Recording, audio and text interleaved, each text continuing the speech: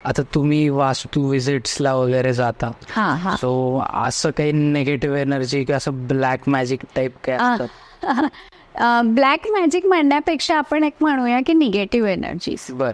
Black magics पण होतात, no doubt. मग ते घरच सोडावं लागतं, इथपर्यंत पण होतं. हां, पण निगेटिव्ह एनर्जी ही होत असते. निगेटिव्ह एनर्जी तुम्हाला तिथले वाईब्स कळतात. आता कसं कळणार तुम्हाला, तर बघा त्याचे रिझन्स आहेत की सारखं तब्येत खराब होणं मेन, घरात मॉइस्ट म्हणजे ओलावा असतो भिंतींमध्ये बऱ्याचदा काही कारण नसताना, क्रॅक्स असणं, देन घर डल वाटणं. आता क्रॅक्स असणं म्हणा किंवा पाणी गळती, तर याची अजून दुसरे पण रिझन्स असू शकतात. पण ते सगळे प्रॉब्लेम सॉल्व्ह करून सुद्धा ते होत नसेल, दॅट मीन्स की तिथे निगेटिव्ह एनर्जी आहे. तुम्ही तिथे बसल्या बसल्या तुम्हाला अस्वस्थ फील होतं, ओके, दॅट मीन्स की निगेटिव्ह एनर्जी आहे. की कोणी काय म्हणा तर ते आलेली आहे तिथे निगेटिव्ह एनर्जी. म्हणजे तुम्ही सारखं रिपेअर करतायत बट स्टील तो प्रॉब्लेम सॉल्व्ह होत नाही आहे, म्हणजे निगेटिव्ह एनर्जीज आहेत. तुमचे काही एक्सपिरियन्सेस आहेत?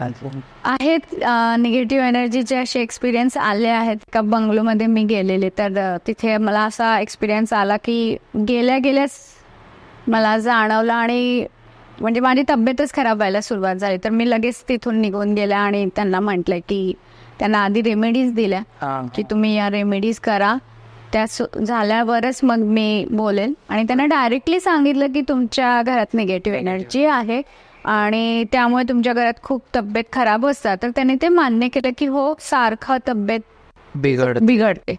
ओके. तर आता तुमच्या व्ह्युअर्सला मी ते सांगेल की असं नाहीये की तुम्ही सारखे आजारी पडता आहात तर तुमच्या घरात निगेटिव्ह एनर्जी असेलच, असं नाही आहे.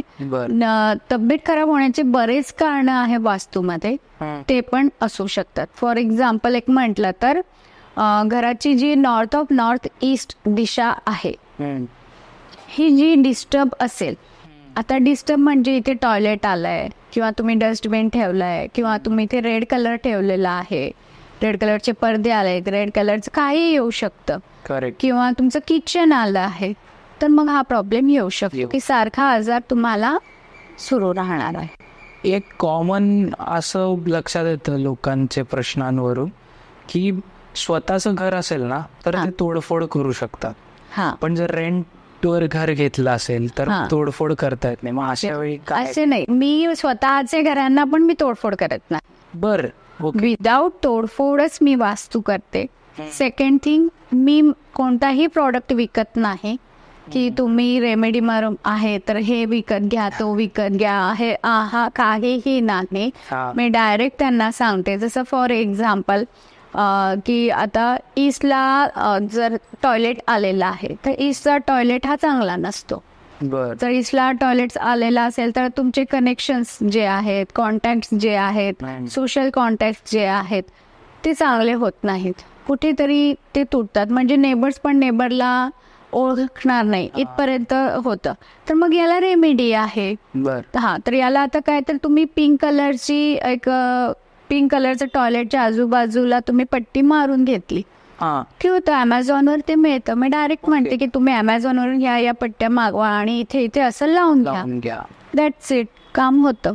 अच्छा, मला व्ह्युअर्सला सांगावं लागेल, म्हणजे आवडेल सांगायला की इन्स्टेड ऑफ नंतर या सगळ्या गोष्टी करण्यापेक्षा ना तुम्ही ज्यावेळी घर हे बिल्ड करताय त्यावेळी एकदा असं कोणीतरी एक्सपर्ट बोलवा. हार्डली तुम्हाला चार्जेस पण असे काही खूप नाही घेत. मी माझ्या स्टुडंट्सला पण तेच सांगते जेव्हा मी शिकवते तेव्हा, की तुम्ही रेमेडीज अशा द्या की ज्या त्यांना पण कम्फर्टेबल होईल, त्यांना पण अफोर्डेबल होईल आणि तुम्हाला पण एक सॅटिस्फॅक्शन मिळेल की त्यांना त्याचा फायदा झाला. करेक्ट.